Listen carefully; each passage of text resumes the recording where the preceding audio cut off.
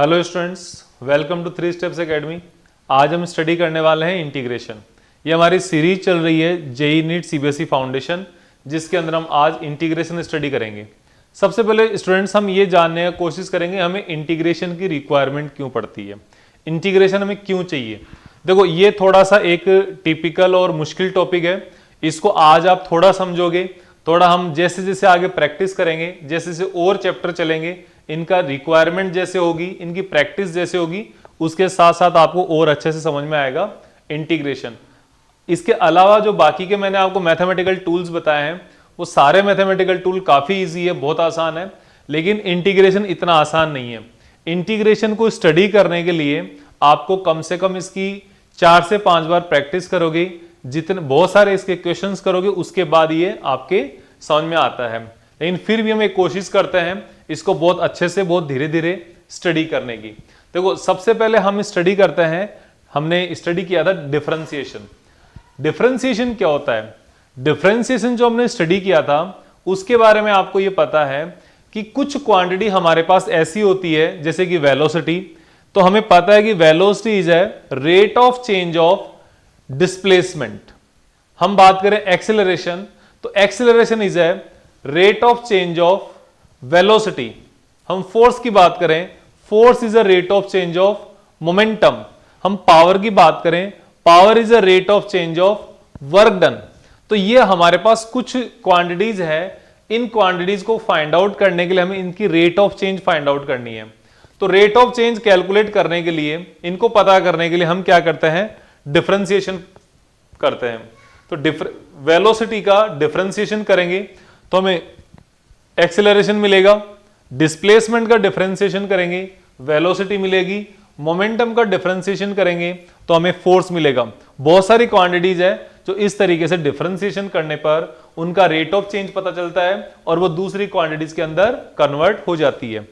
और अगर graphical method से हमने स्टडी किया था, तो ग्राफिकल मेथड में आपने देखा था कि हम कुछ क्वांटिटीज का हम उनको स्लोप फाइंड आउट कर लेते हैं। कुछ ग्राफ का हमें स्लोप फाइंड आउट करना होता है, तो ग्राफ का स्लोप भी किसके यूज करके होता है, वो भी हमारा डिफरेंशिएशन करके ही काम में आता है। तो अब हम स्टडी यहां पर करेंगे कि कुछ क्वांटिटी हमारे पास ऐसी भी होती है जो हमें कुछ अलग चीजों को जोड़ने की जरूरत पड़ती है, हमें जोड़ने की आवश्यकता पड़ती है। तो इसलिए हम यहां पर इंटीग्रेशन करने वाले हैं। तो इंटीग्रेशन क्या होता है, इसका सबसे पहले हम ये देखते हैं इंटीग्रेशन का मीनिंग क्या है। What is integration? इंटीग्रेशन से आप क्या समझते हो? ये देखो, ये एक टाइप का क्या है, समेशन है। आप सम यानी क्या होता है, ऐड करना, ठीक है, समेशन है, या आप इसको कह सकते हो एडिशन है, ऐड करना है, जोड़ना है, समेशन है। ये सिंपल आप जो इंटीग्रेशन उसका आप यही मीनिंग समझो। और हम अगर और तरीके से देखें तो integration is a just opposite और इनवर्स प्रोसेस ऑफ डिफरेंशिएशन। अगर आप किसी को इंटीग्रेशन फाइंड आउट कर रहे हो तो वो इंटीग्रेशन है जो डिफरेंशिएशन का ही जस्ट ऑपोजिट एक प्रोसेस है, एक मैथमेटिक्स है, ठीक है। आप इस तरीके से ध्यान में रखोगे। अब हम इसके आगे देखते हैं व्हाट इज इंटीग्रेशन। तो देखो, एक आप एग्जांपल लो, आपको समेशन किस किस तरीके से कर सकते हो। तो देखो यहां पे ये आपके पास कुछ कंटेनर्स है, यहां पर आपके पास कुछ कंटेनर है। सारे कंटेनर क्या है, सेम है, सिमिलर है ये, ओके। सारे कंटेनर सिमिलर है और इनका जो वॉल्यूम है वो है 1 सेंटीमीटर क्यूब। सेंटीमीटर क्यूब क्या है, वॉल्यूम का एक, वॉल्यूम की यूनिट होती है। सेंटीमीटर क्यूब एक वॉल्यूम की यूनिट है यहां पे, ठीक है। तो आपके पास यहां पे क्या आ गए, 4 डिफरेंट कंटेनर्स आ गए। इन सारे कंटेनर का अगर आपको वॉल्यूम पता करना है, इस पूरे लिक्विड का वॉल्यूम फाइंड आउट करना है, तो आप कैसे करोगे? ये सारे कंटेनर एक जैसे फुल भरे हुए हैं, एकदम कंप्लीट भरे हुए हैं, और इनका सबका वॉल्यूम, सबका मेजरमेंट क्या है, सेम है, कितना, 1 सेंटीमीटर क्यूब। तो इसका volume, total volume find out करने के लिए देखो, volume of each container 1 centimetre cube. हर एक कंटेनर का वॉल्यूम कितना आ गया? 1 सेंटीमीटर क्यूब आ गया। तो इनका टोटल वॉल्यूम कितना आ जाएगा? टोटल वॉल्यूम वी टोटल कितना आ जाएगा? आप सिंपल सा इनको 1 इसकी एक ही कैपेसिटी है, नंबर 4 है, ये 4 है, तो ये आ जाएगा 4 सेंटीमीटर क्यूब। इस तरीके से आप इनको बता सकते हो। ये आपके पास एक इसकी कैपेसिटी आ गई, टोटल लिक्विड का वॉल्यूम आ गया। तो टोटल लिक्विड का वॉल्यूम क्या है? इस मेथड को क्या बोलते हो? आपको एक के बारे में पता है, सारों का आपको फाइंड आउट करना है और सब सेम है तो आपने मल्टीप्लाई कर दिया। इसको बोला जाता है, इसको आप बोलते हो यूनिटरी मेथड। ये आपके सामने क्या आ गया?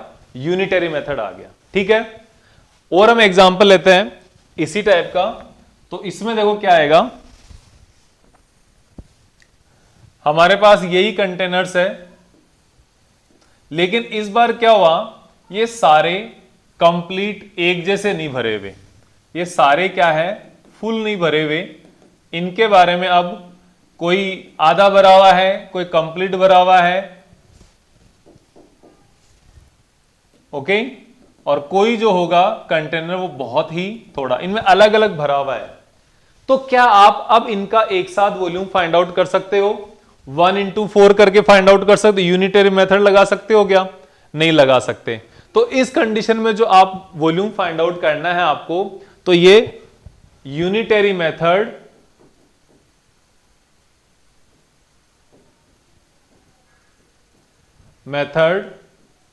नॉट एप्लीकेबल, यहां पर ये अब एप्लीकेबल नहीं है। तो क्या करेंगे, हमारे पास एक और तरीका ये आ सकता है कि हम एक बड़ा कंटेनर लें, ठीक है, और ये जो जितने भी कंटेनर है इन सब का जो लिक्विड है, वो हम यहां पे डाल दें, इसके अंदर डाल दें। तो इसको हमने बड़े कंटेनर को कंप्लीट फुल भर दिया इस लिक्विड से। तो अब क्या बता सकते हो? अब आप बता सकते हो कि इस पूरे लिक्विड का जो टोटल वॉल्यूम है वो इस कंटेनर के बराबर हो गया। इस कंटेनर का मान लो हमारे पास जो साइज है 2.5 सेंटीमीटर क्यूब, इसका टोटल साइज है बड़े वाले कंटेनर का। तो यहां पर आपने क्या मल्टीप्लाई करके फाइंड आउट किया? नहीं, आपने क्या किया, सबको एक साथ पानी, सारा जो लिक्विड है या सारा जो पानी है एक साथ इकट्ठा करके उसको मेजर कर दिया, तो आपके पास ये वॉल्यूम आ गया। ये भी एक समेशन का एक तरीका है, ये भी जोड़ने का तरीका है। ठीक है, अब हम यहां पर क्या है, कुछ एक सिमेट्रिक या कुछ एक वेरिएबल चीज लेते हैं। देखो यहां पर हमारे पास एक रॉड आ गई है, ठीक है, ये एक रॉड आ गई। इस रॉड के अंदर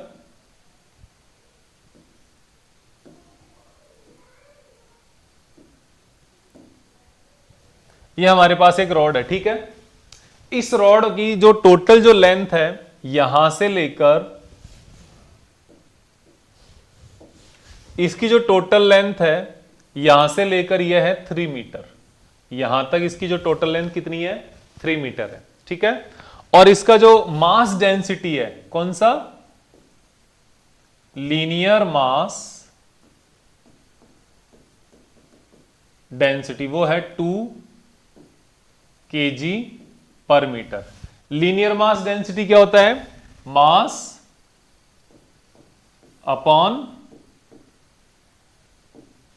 लेंथ। मास अपॉन लेंथ क्या हो जाता है? Linear mass density. वो आपके पास 2 kg पर मीटर। इसका मीनिंग ये हो गया कि हर एक मीटर पर 2 kg मास है, ठीक है। यहां से लेकर यहां तक भी 2 kg है, यहां से लेकर यहां तक भी 2 kg है, और इसके बाद आगे वाला भी 2 kg, ठीक है। अब इसका टोटल मास कितना हो गया? इसका टोटल मास अगर फाइंड आउट करोगे तो 2 into 3 is equals to 6 kg। ये आपके पास 6 kg mass linear mass density से आ गया, क्योंकि हर एक मीटर जो है ना उसका मास कितना है? 2 kg है। 2 kg इंटू 3 टाइम्स आपके पास टोटल 6 kg मास आ गया। लेकिन अगर ये मास डेंसिटी मैं आपको एक फिजिकल रिलेशन में दे दूं, ठीक है, अगर ये जो मास डेंसिटी है डायरेक्ट नहीं दे करके हम यहां पर आपको किसी रिलेशन की फॉर्म में दे दें, तो रिलेशन की फॉर्म में देने पर क्या होगा,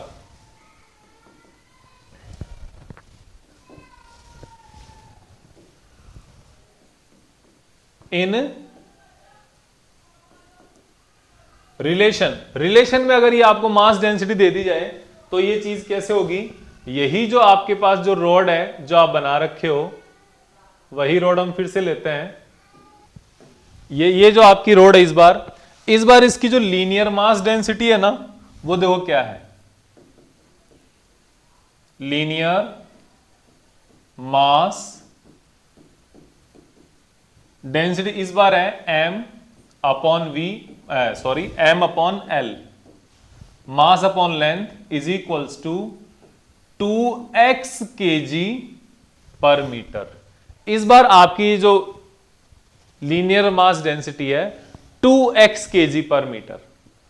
तो इस बार यहां पर आपको एक चीज और नजर आएगी, क्या नजर आएगी कि यहां पर 2 के साथ x और आ गया और x is a distance from this starting point, इसके साथ साथ ये जो x है वो इंक्रीज हो रहा है, ये इंक्रीज हो रहा है यहां पे, ठीक है।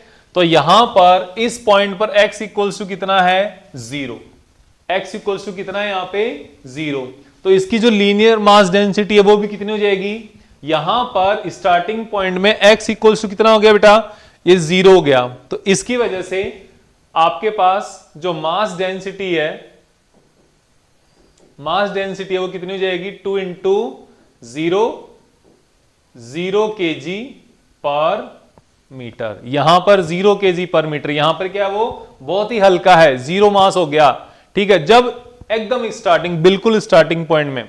और मैं अगर यहां की बात करूं तो यहां पर x इक्वल्स टू कितना है 3 है, क्योंकि टोटल लेंथ तो 3 मीटर है, ठीक है। तो इसके बाद इसकी जो मास डेंसिटी है यहां पर, तो ये कितनी हो जाएगी 2 इंटू एक्स की वैल्यू कितना 3, यहां पर x इक्वल्स टू 3 है, तो ये टोटल हो जाएगा 6 kg पर मीटर। ये टोटल पूरे का मास नहीं है, ये वाला जो मास है पूरे का नहीं है, ये इस पॉइंट पर इसकी मास डेंसिटी है, ठीक है। ये जो आपके पास यहां पर ये जो पेन है ना, इस पेन की तरह है, इधर इस साइड में ये थोड़ा पतला है, ठीक है, इस साइड में थोड़ा लाइटर है, और पीछे वाली इस साइड में थोड़ा मोटा होने की वजह से ये क्या है थोड़ा हेवियर है, ठीक है। ये वाली जो साइड इसकी ये है लाइट, इसका वेट क्या है कम, इसका मास क्या है कम, और ये क्या है यहां पे हेवी है, इसका मास क्या है यहां पे ज्यादा है। इस टाइप का मास, इस रॉड का पूरा कंप्लीट मास फाइंड आउट करने के लिए हमें क्या चाहिए, यहां पर हमारे पास एक नया मैथमेटिकल टूल है, मैथमेटिक्स ने हमें एक नया टूल दिया है यहां पे जिसका नाम है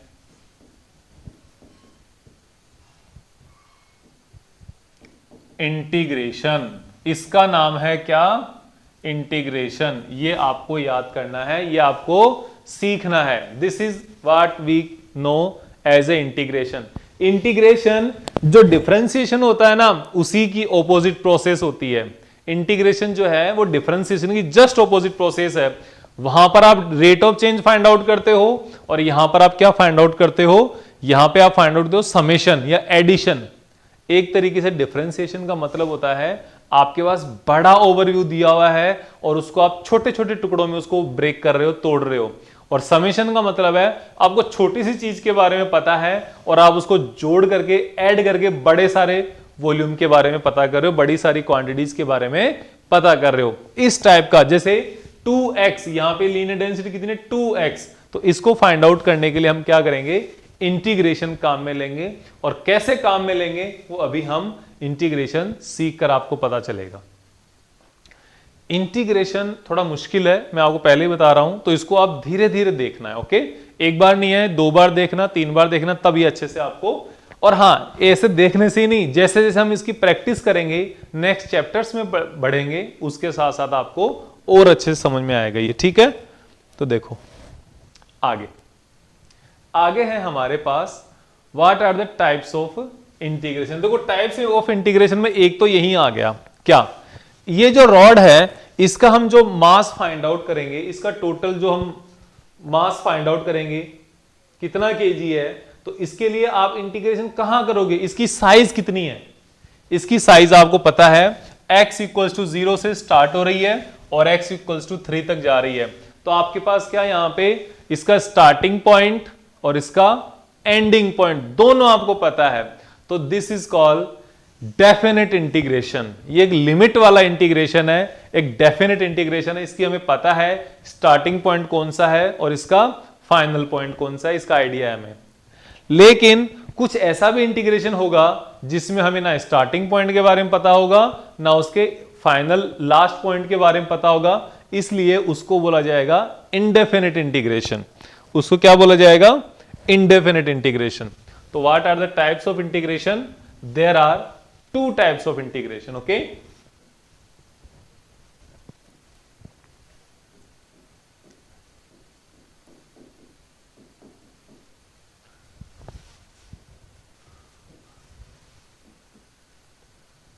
Indefinite इंटीग्रेशन और एक होता है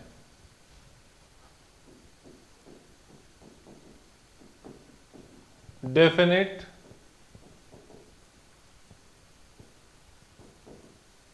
integration. Indefinite integration and definite integration. अब यहां पर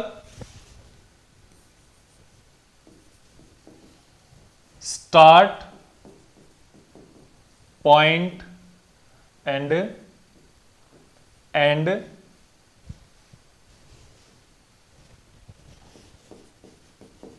points are not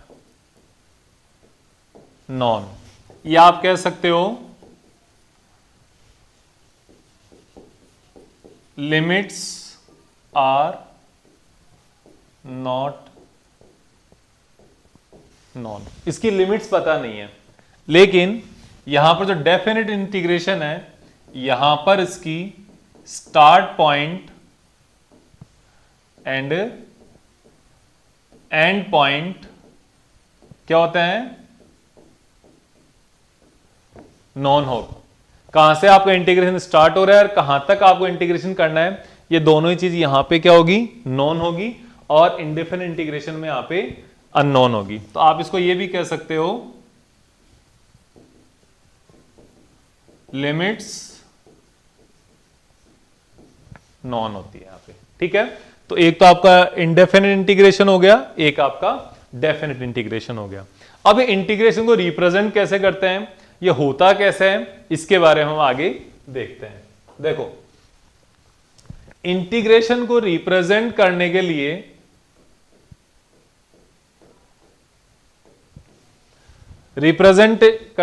क्या होगा, रिप्रेजेंटेशन।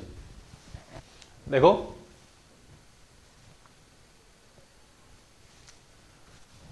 यहां पर आपको इस तरीके का एक सिंबल मिलेगा, इस तरीके का एक सिंबल मिलेगा। ये जो है ना, ये आपका इंटीग्रेशन का सिंबल है। ये क्या है, आपका इंटीग्रेशन का सिंबल है।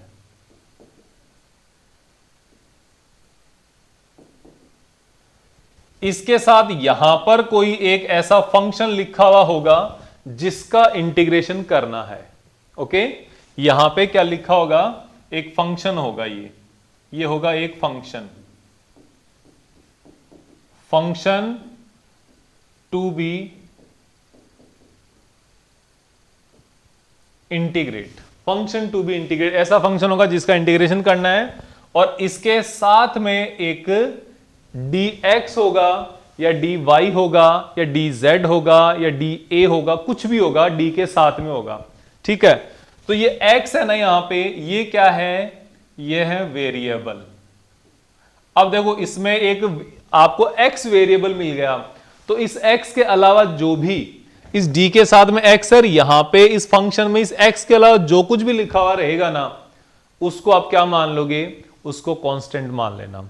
यहां पे डी के साथ में जो कोई भी अल्फाबेट आ रहा है, ये एक्स आएगा या चाहे यहां पे वाई आएगा, चाहे यहां पे जेड आएगा, इसको छोड़ करके, इसको अलावा जितने भी यहां पे कोई भी अगर टर्म्स आएंगी, जितने यहां पर अल्फाबेट्स आएंगे, वो सारे क्या होंगे, ये नंबर आएंगे, सारे क्या होंगे, कांस्टेंट होंगे। ये आपको याद रखना है।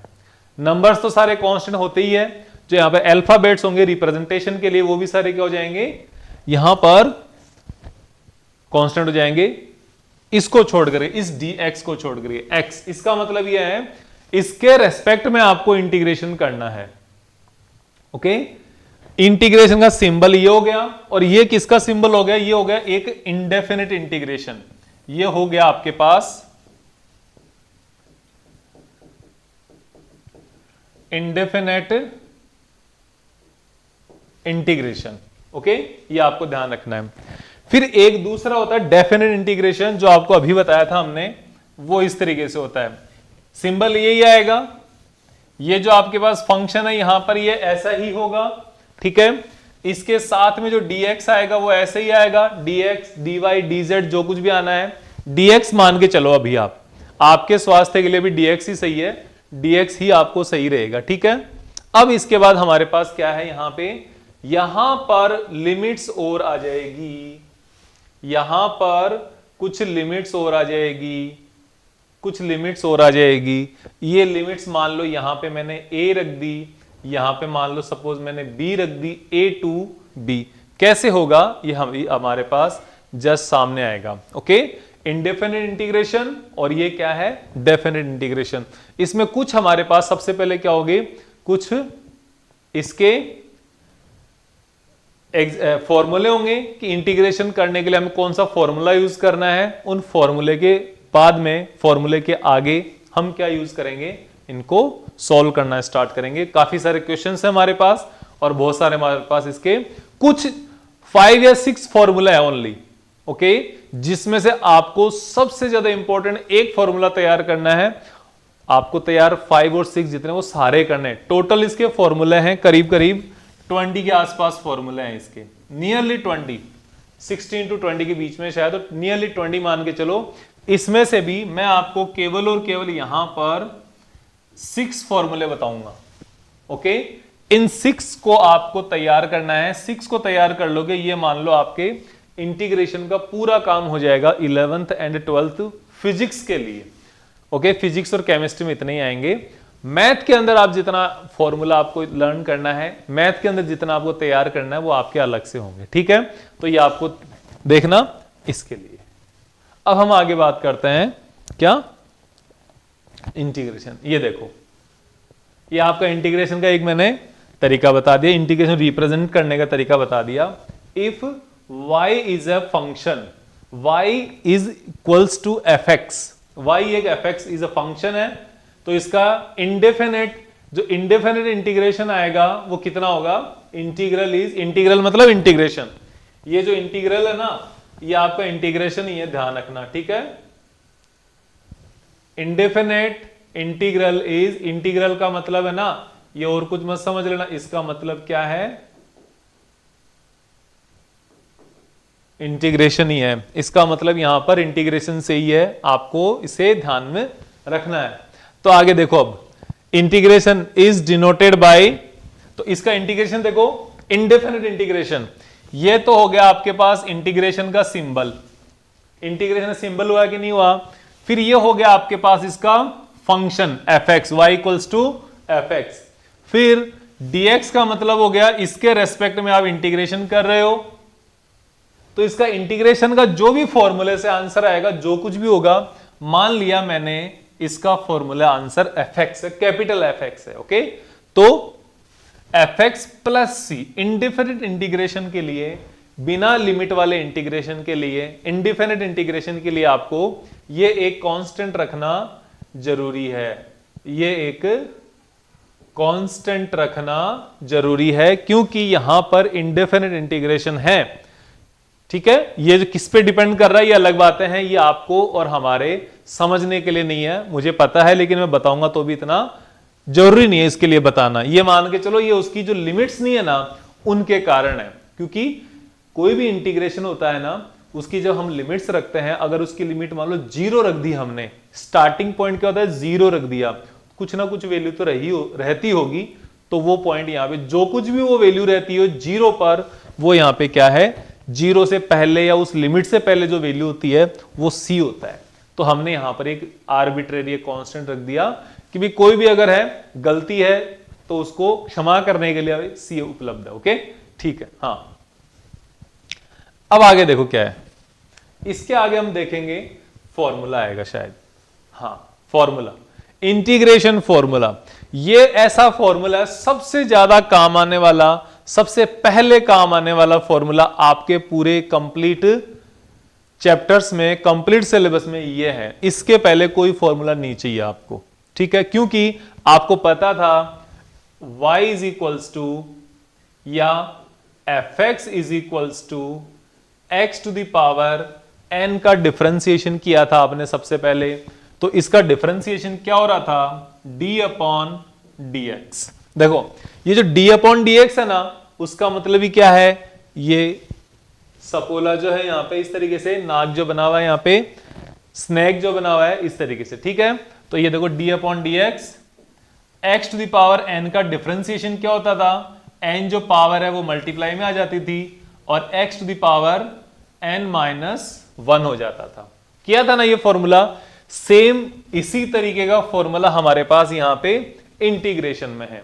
क्या है ये फॉर्मूला, देखो लिख के बताओ, लिखा हुआ है, ये रहा आपके सामने है, बहुत अच्छा है, बहुत सुंदर लग रहा है ये, लेकिन इसके बाद भी हम एक बार इसको चेक करेंगे, लिखेंगे हम साथ में यहाँ पे, ठीक है। देखो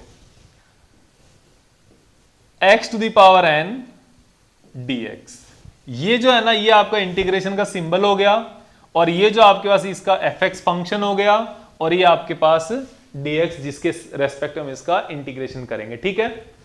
तो इसका इंटीग्रेशन आएगा, देखो x टू द पावर है ना, यहां पे क्या हो रही थी 1 माइनस n माइनस 1, एक सब्ट्रैक्ट हो रही थी, यहां पर n प्लस 1 कर दो, यहां पे एक इंक्रीज हो रही है पावर, ठीक है।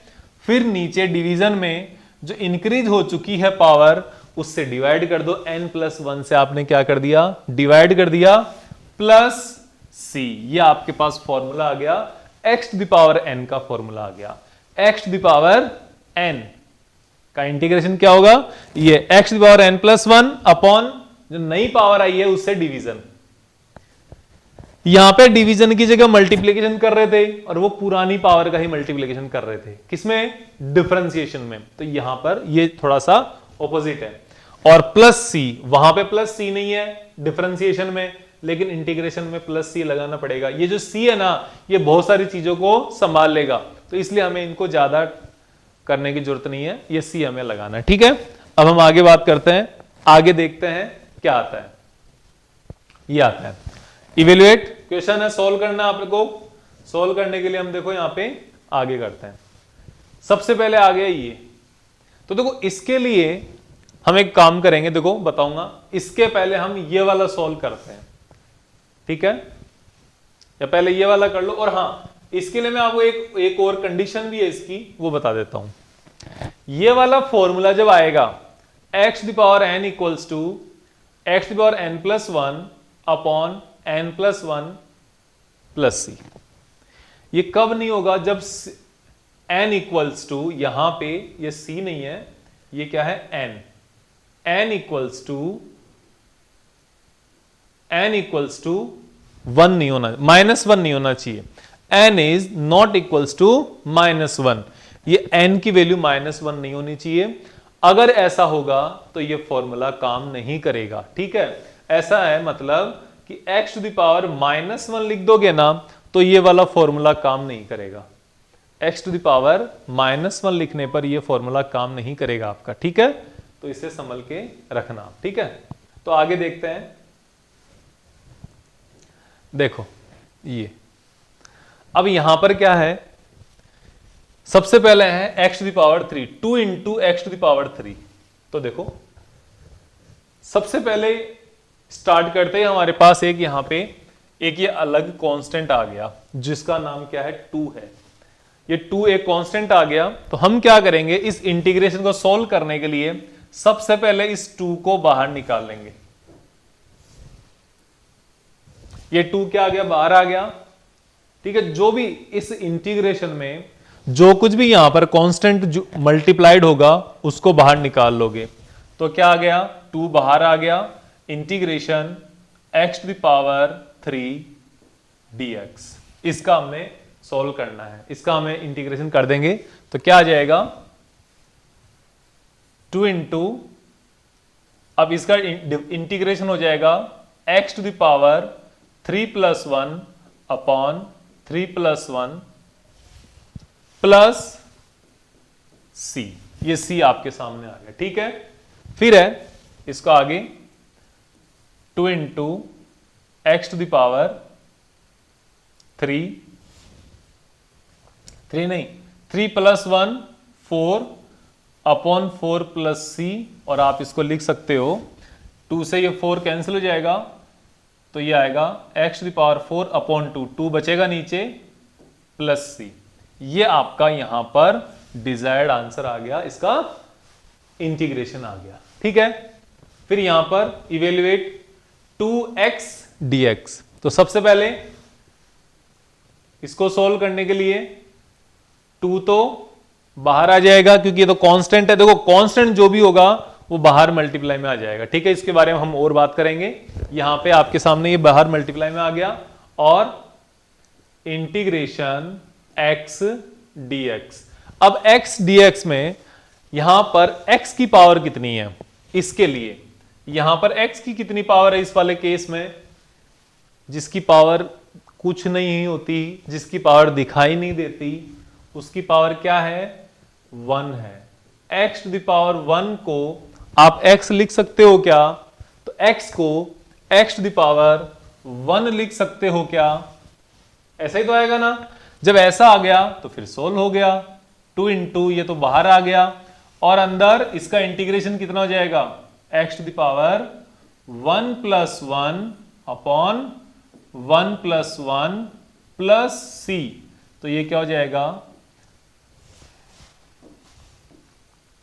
2x⁻² मतलब 2x² अपॉन 2 प्लस c। तो 2 से ये 2 कैंसिल आउट, तो ये हो जाएगा x⁻² प्लस c या x² प्लस c। ये आपका इसका इंटीग्रेशन आ गया, ये आपका इंटीग्रेशन आ गया। ठीक है, इस तरीके से करना है। फिर इसका देखते हैं नीचे वाले का। अब यहां पर देखो, यहां पर x की कितनी पावर है ये बताओ। बाकी सब तो हो गया, इसमें आपको x की पावर पता चल गई थी, इसमें भी लगभग करीब करीब को पता चल गई थी, या जिसको नहीं पता चली उसको मैंने बता दी। यहां पर अब बताओ x है क्या, यहां पे आपके पास डायरेक्ट dx दे दिया। तो देखो इसको भी लिखने का बहुत बढ़िया एक मजेदार तरीका है। क्या है, देखो इंटीग्रेशन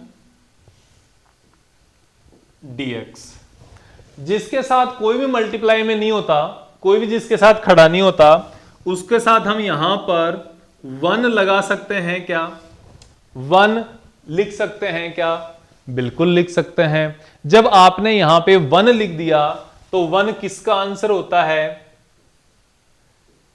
x की पावर 0 का आंसर कितना आएगा,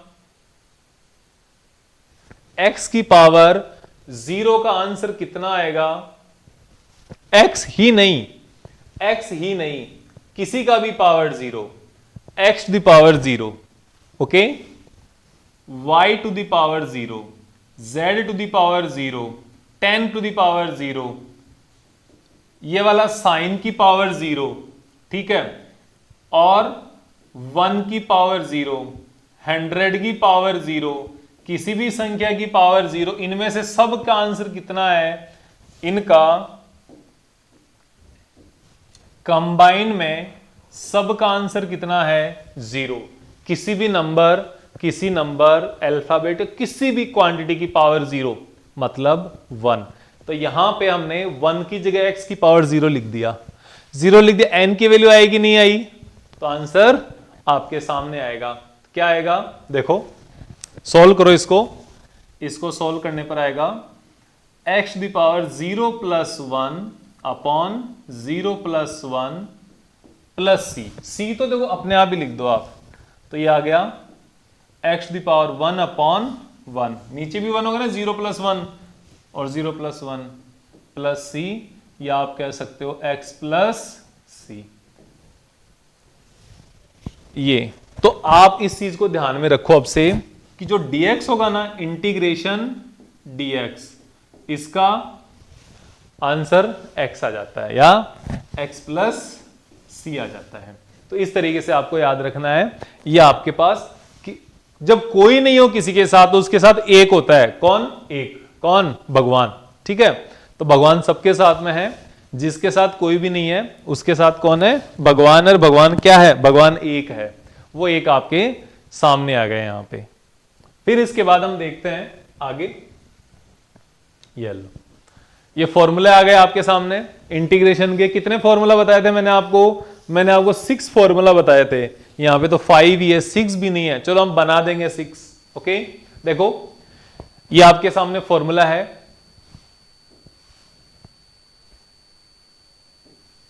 चलो, यह है x to the power n dx, जो अभी हमने सॉल्व किया है। x to the power n plus 1 upon n plus 1 plus C, ये तो अभी आपने किया है, वो वाला फॉर्मूला है। ठीक है ना। फिर है b वाला sine x dx, sine x, जो डिफरेंशिएशन में आपने पढ़ा था ना, साइन x का फॉर्मूला इंटीग्रेट डिफरेंशिएशन क्या होता है? cos x था। यहां पे क्या होता है? साइन x का जो इंटीग्रेशन है वो होता है माइनस cos x। ठीक है, साइन का इंटीग्रेशन, cos x वो भी नेगेटिव का, प्लस सी तो इंडेफिनिट इंटीग्रेशन है इसलिए आना है। अगर यहां पे लिमिट लगा देंगे तो नहीं आएगा, वो देखेंगे कैसे होता है, नेक्स्ट आएगा। ओके, अब साइन x के साथ में अगर इस x के साथ में यहां पे कोई मल्टीप्लाई में आ गया, k कांस्टेंट आ गया, तो क्या होगा? तो देखो, जब डिफरेंशिएशन हम कर रहे थे और यहां पर x के साथ में कोई कांस्टेंट आ रहा था, तो वो कांस्टेंट इस इंटीग्रेशन के बाद में यहां पे मल्टीप्लाई हो रहा था। लेकिन यहां पर साइन x का डिफरेंशिएशन तो हो जाएगा माइनस कॉस x, लेकिन ये जो k है ना, ये यहां पर भी आएगा। ये थोड़ा सा मिस्टेक होगी, ये k यहां पर भी आएगा। ठीक है, अपॉन k, एक के अपॉन में आ जाएगा। और ये मत कह देना ऊपर वाले इस k को और इस k को कैंसिल आउट कर दो। जो कर दिया ना, वो अपनी 10th क्लास या 9th क्लास फिर से पढ़ के आओ एक बार। ठीक है, उसके बाद पता करना। प्लस सी, साइन x का डिफरेंशिएशन और इंटीग्रेशन होता है माइनस कॉस x, और साइन x का डिफरेंशिएशन होता है कॉस x। ये आपको फॉर्मूला आएगा तो दोनों बताऊंगा इस पूरे के जस्ट बाद। देखो, कॉस x का इंटीग्रेशन क्या है? साइन x है। कॉस x का इंटीग्रेशन क्या है? साइन x है। ओके, और साइन x का इंटीग्रेशन माइनस कॉस x है, याद रखना। प्लस सी, फिर 1 अपॉन x। 1 अपॉन x का मतलब क्या है? ये देखो, 1 अपॉन x का मतलब क्या है? x to the power minus 1 है क्या? x to the power minus 1 है क्या? और ये n की वैल्यू कितनी आ गई? यहां पे माइनस 1 आ गई। माइनस 1 आ गई, इसका मतलब ये वाली जो कंडीशन है ना, यहां पर ये हो गई। ये वाली कंडीशन होने के कारण, ये वाली कंडीशन होने के कारण ये वाला फॉर्मूला नहीं लगेगा, क्योंकि यहां पर n की वैल्यू क्या है? माइनस 1 नहीं होनी चाहिए। यहां पर n की वैल्यू माइनस 1 नहीं होनी चाहिए। यह हमने आपको पहले ही बताया था और अब ये फिर से आपके सामने आ गया। तो इस तरीके से आप गए, और माइनस 1 होते ही ये वाली कंडीशन आ गई। तो x की पावर माइनस 1 के लिए, यानी 1 अपॉन x के लिए, इसका जो इंटीग्रेशन वो क्या आ गया? ln x आ गया, log x आ गया। ln होता है नेचुरल लॉग, जिसकी बेस कितना होता है? log e बेस पर x होता है, log बेस e होता है, ये वाला। ये दोनों और ये एक ही चीज है यहाँ पे। ओके, एक ही चीज है। लॉग के बारे में, लॉगरिथम के बारे में हमने पूरा एकदम अलग से डिस्कशन लिया हुआ है। पूरे टॉपिक का डिस्कशन है, पूरे 1 घंटे का, वो आपको देख के आ सकते हो वहां पे। हमारे पास इसी प्लेलिस्ट में लगी हुई है, इसी ये जो प्लेलिस्ट चल रही है इसके अंदर ही आपको मिल जाएगा चैनल पे, इस पर कोई दिक्कत नहीं है। ठीक है, बेसिक मैथमेटिक्स में। फिर है e to the power x। ये एक बड़ा ही एक ये मान लो जिद्दी है, बड़ा ढीठ आदमी है ये। कैसे? इसका आप इंटीग्रेशन करो जो हम अभी कर रहे हैं, इसका आप चाहे डिफरेंशिएशन करो जो हम पीछे वाले में किया था, e to the power x का कुछ नहीं हो सकता। इसका चाहे इंटीग्रेशन करो चाहे इसका डिफरेंशिएशन करो, इसका आंसर वही आता है। e to the power x का इंटीग्रेशन भी e to the power x ही रहता है, प्लस c तो इस फॉर्मूले का है, और e to the power x का डिफरेंशिएशन भी e to the power x ही रहता है। No changes are there. Okay, कोई भी यहां पर चेंजेस नहीं है, कोई चेंज नहीं होगा, इस चीज के आपको यहां पे देखना है। अब देखो पावर -1 वाली केस है ना, इस केस को देखते हैं एक बार, इस केस को एक बार हम देखते हैं। देखो सबसे पहले पावर -1 आपके पास है x to the power n dx का जो फॉर्मूला वो है बनता है x to the power n plus 1 upon n plus 1 plus c, यही तो बनता है ना।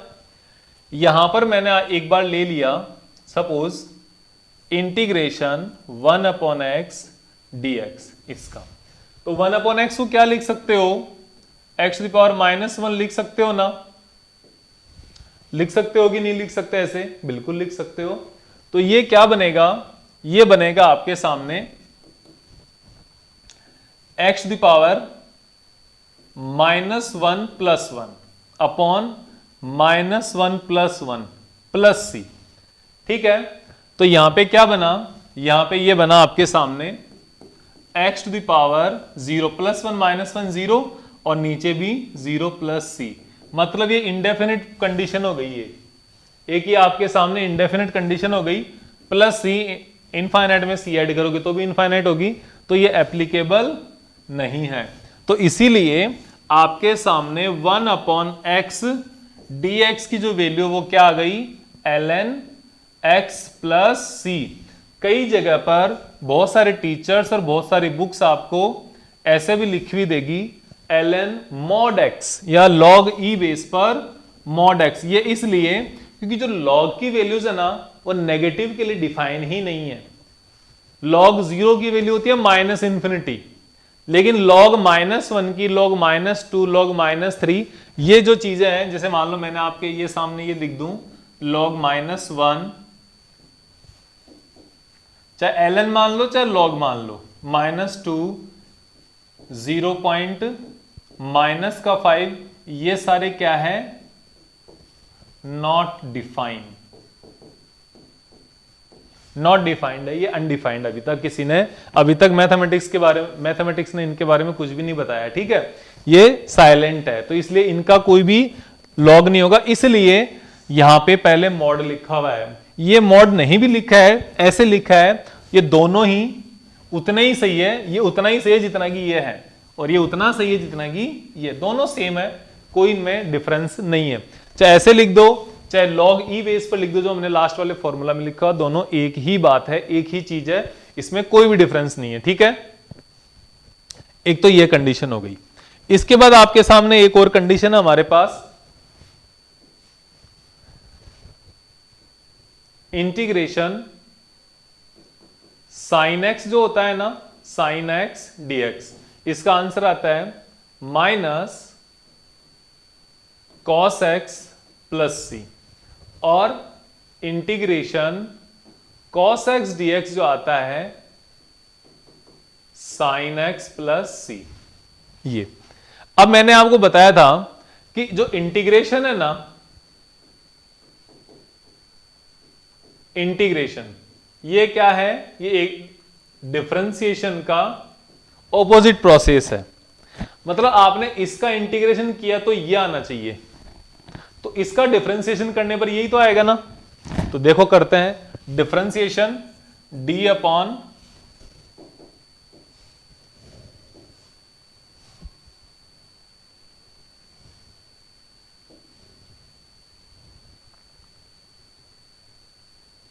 देखो अलग कलर में करके देखते हैं इसको, differentiation d upon D X minus cos X plus C, ये हमने किया यहां पे। ठीक है, minus cos X plus C, तो क्या आएगा, माइनस तो ये अलग आ गया। देखो इसको पहले खोल के लिख लेते हैं, okay, minus cos X plus D upon D X C. अब देखो ये जो माइनस कॉस है ना, इसका तो माइनस आ गया यहां पे, ओके, और कॉस का जो कॉस का डिफरेंशिएशन जो होता है ना, वो होता है साइन एक्स। कॉस का डिफरेंशिएशन होता है साइन एक्स, और ये क्या है, डी सी। सी क्या है, कांस्टेंट है, और कांस्टेंट का डिफरेंशिएशन कितना होता है, कांस्टेंट का डिफरेंशिएशन होता है 0। तो इसका आपके सामने आंसर क्या आ गया, साइन एक्स। तो आपने यहां से इंटीग्रेशन करना स्टार्ट किया तो यहां पे पहुंच गए। तो यहां का आपने अगर डिफरेंशिएशन स्टार्ट किया तो आप वापस साइन एक्स पे पहुंच गए, इसलिए साइन एक्स का इंटीग्रेशन माइनस कॉस एक्स होता है, ओके, और साइन एक्स का डिफरेंशिएशन कॉस एक्स होता है। वो भी बता देते हैं। देखो ये आपके सामने क्या है, डी अपॉन डी एक्स, और वो है साइन एक्स प्लस सी। तो देखो D upon D X sine X plus D upon D X C. देखो क्या आ जाएगा, ये आ जाएगा साइन एक्स का कॉस एक्स, साइन एक्स का differentiation cos X plus C का 0। तो ये आपके पास कॉस एक्स आ गया, ये आपके पास क्या आ गया, कॉस एक्स आ गया। ये जो फॉर्मूला है ना, ये फॉर्मूला ही मैंने आपको एक्सप्लेन करके दिए हैं। ये फॉर्मूला ही मैंने आपको, ये वाला फॉर्मूला, ये वाला फॉर्मूला और ये वाला फॉर्मूला और ये वाला फॉर्मूला, ये दोनों एक्सप्लेन करके दिए हैं। तो आप इसको ये वाला ध्यान में रखना, ठीक है। और नीचे वाले दोनों सेम है ही।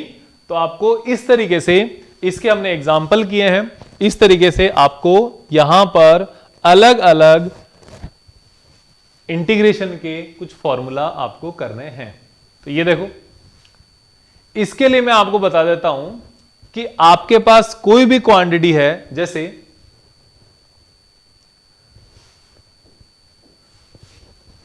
Integration x to the power n dx, अगर यहां पर कोई भी आपके सामने कांस्टेंट मल्टीप्लाई है, इसका क्वेश्चन हमने कर लिया, फिर से बता दे रहा हूं।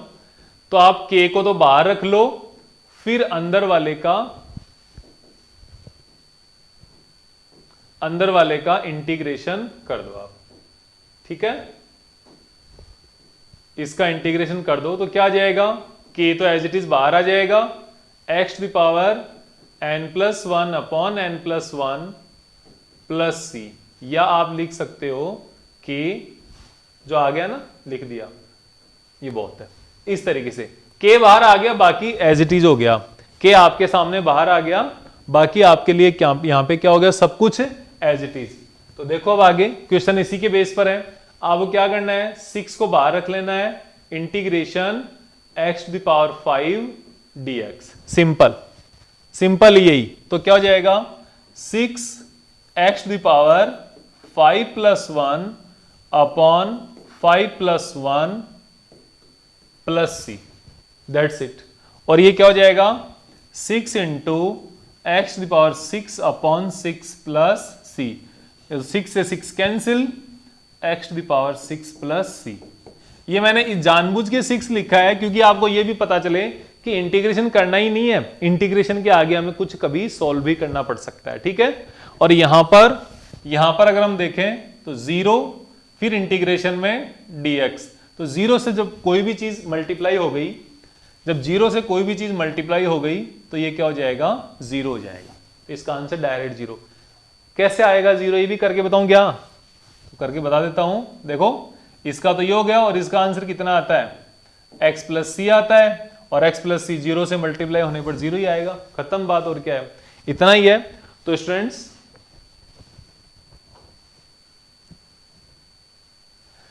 फिर ये है इंटीग्रेशन, अगर फंक्शन की फॉर्म में दिए हुए हों तो ये हम क्वेश्चन जो है वो हम कल करेंगे। आज के लिए इतना ही। कल हम ये जो आज का जो हमने इंडेफिनिट इंटीग्रेशन पढ़ा है, इसके बारे में, इसके जो बचे हुए क्वेश्चन है वो भी पूरे कर लेंगे। और नेक्स्ट लेक्चर में हम डेफिनेट इंटीग्रेशन भी पूरा करेंगे इसी लेक्चर में इसी तरीके से। ओके, तब तक के लिए थैंक यू। आपने पेशेंस बनाए रखा इसके लिए, और अगर आपको कोई भी डाउट है इसके बारे में तो हमें जरूर कमेंट्स में पूछें। अगर आपको समझ में आ गया है तो हमारे वीडियो को आप शेयर करें, लाइक करें और चैनल को सब्सक्राइब करें। Thank you very much. जो भी आपका इसके इन वीडियोस के लिए, इन क्लासेस के लिए आपका सजेशन है, आपका फीलिंग है, वो कमेंट करके हमें जरूर बताएं। सारे कमेंट हम पढ़ेंगे और आपको इसके बारे में आगे हो सकेगा तो उन चीज़ों का सॉल्यूशन करके देंगे। Thank you very much.